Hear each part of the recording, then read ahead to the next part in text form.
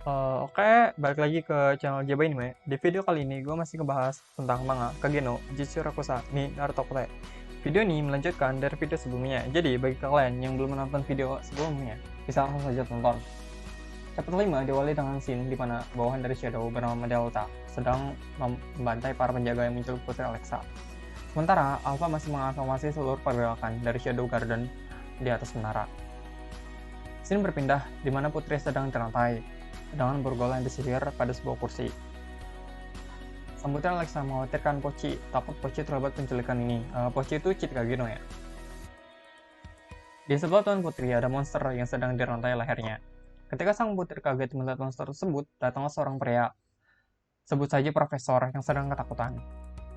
Sang putri mengonfirmasi bahwa profesor tersebutlah yang menculiknya. Profesor tersebut memberitahu Putri Alexia bahwa sang putri memiliki darah iblis dan dapat membuka gerbang agar iblis bisa masuk ke keduanya. Profesor ketakutan karena ada orang-orang yang mengetahui rencananya dan semuanya jadi berantakan. Ketika keadaan semakin gawat karena kegaduhan di luar, sang putri mengira bahwa ksatria sudah datang untuk menolongnya. Tapi Profesor tidak peduli dengan para ksatria yang datang, karena kali ini yang datang lebih mengerikan dibanding para ksatria. Karena yang datang kali ini tidak menunjukkan rasa ampun bagi siapapun yang menghalangi jalannya. Karena penelitiannya belum sempurna dan keadaan yang kurang memungkinkan, Profesor menyuntikkan darah kepada monster yang sedang dirantai di sebelah Putri Alexia. Monster tersebut mendapatkan peningkatan kekuatan dan ukurannya menjadi lebih besar. Ketika Profesor terkagum akan peningkatan monster tersebut, tak disangka monster tersebut langsung membunuh Profesor dengan geprek menggunakan tangan. Melihat hal tersebut, Putri Alexia memasang ekspresi datar sambil berkata, "Wah, dia mati jadi bubur." Setelah itu, monster tersebut melihat sang putri dan langsung menghancurkan kursi dan dinding di belakang putri, lalu monster itu pun pergi.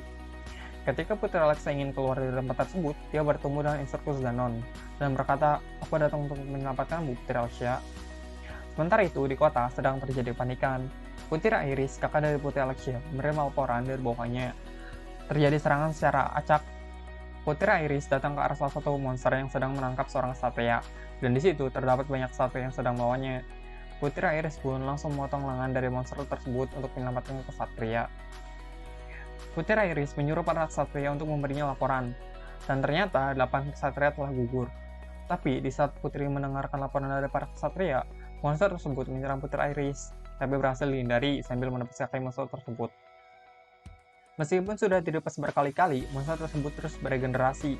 Ketika Putri Iris akan mengeluarkan serangan sihir yang kuat, datanglah Alpha bawahan dari Shadow dan menghalangi Putri lalu berkata, "Kau hanya akan membuatnya semakin menderita, bukankah kau bisa melihatnya?" Sang putri pun terkejut dan bertanya, "Siapa kau? Dan apa tujuanmu kesini? Apakah kau berusaha untuk melawan pasukan Ksatria? Jika seperti itu, maka tidak akan ada ampun." Dengan nada meremehkan, Alpha menjawab, "Gua Alpha." "Hah, melawan? Seperti kau layak saja untuk dilawan, dasar sombong.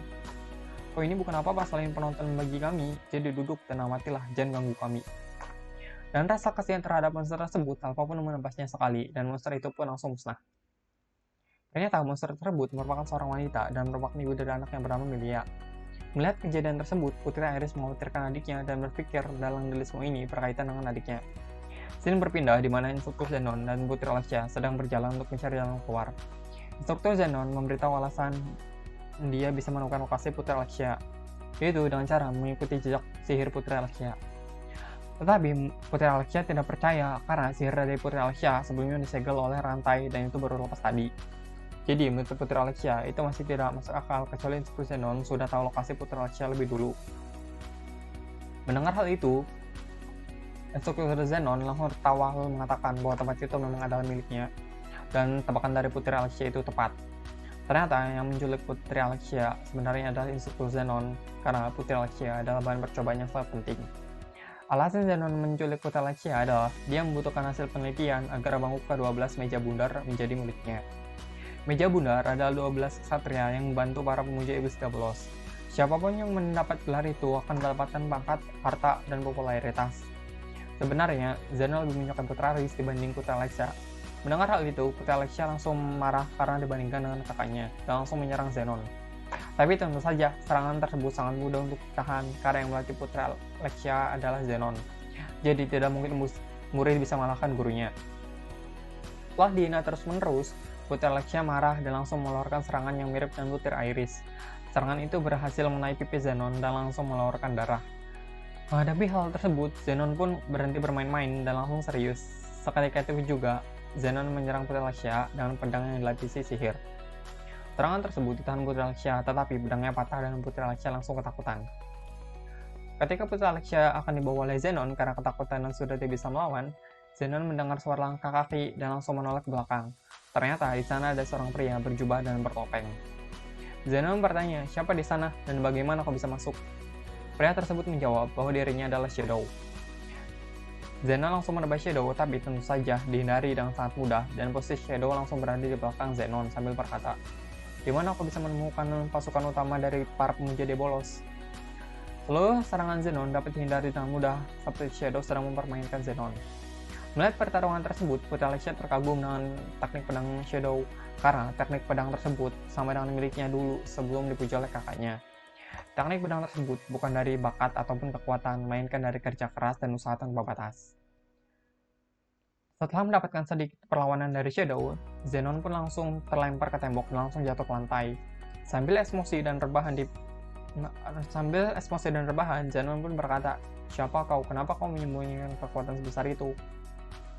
Dijawab oleh Shadow, "Kami Shadow Garden, kami bergerak ke dalam bayangan dan kami memburu bayangan, itu tujuan kami." Mendengar hal tersebut, Zenon pun langsung melakukan pil yang sama seperti Olba makan dulu. Jadi, pil tersebut bisa memberikan kekuatan, tapi sangat sulit dikendalikan.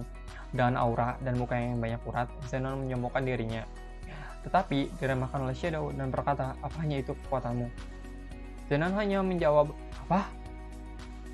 Sambil bersiap mengeluarkan serangan sihir, Shadow berkata, "Meminjam kekuatan bukanlah kekuatan yang sesungguhnya." Dan muka yang ketakutan, Zenon menerima serangan Shadow. Serangan tersebut menciptakan lubang yang sangat besar dan menciptakan ledakan yang sangat tinggi. Serangan tersebut bernama IM Atomic. Serangan tersebut bagaikan ledakan nuklir yang dulu ditakuti oleh Cid Kageno sebelum bereinkarnasi. Semua orang terkejut melihat ledakan tersebut. Penyelamatan Putri Alexia selesai. Ini berganti di mana Cid bertemu dengan Putri Alexia di sekolah. Alexia mengatakan kalau Cid bukanlah pelaku penculikan dan pelakunya adalah instruktur Zenon. Alexia juga mengatakan kalau kakaknya sedang membuat tim penyelidikan soal kejadian tersebut, dan Alexia pun menyukai gaya pedangnya sendiri. Alexia juga mengatakan kalau pura-pura pacarannya sudah selesai, tapi kalau Cid masih ingin melanjutkan, maka tidak apa-apa, dengan modus tsundere. Mendengar hal tersebut, Cid melukai mentah-mentah sambil berkata bahwa dirinya adalah orang yang sibuk dan dia tidak punya waktu untuk putih berisik serta rewel sepertimu. Mendengar hal tersebut, Putri Alexia yang sedang memegang pedang pun marah. Dan terjadilah sebuah insiden. Chapter 6 selesai sampai di sini. Terima kasih bagi yang sudah menonton. Tolong tinggalkan jejak kalian di kolom komentar dan jangan lupa subscribe. Kalian juga bisa request untuk bahas manga atau anime apa, bisa join di Discord atau kolom komentar. Link Discord ada di deskripsi. Bagi yang ingin donasi untuk pembelian mic, gua bisa langsung aja ke link deskripsi. Terima kasih.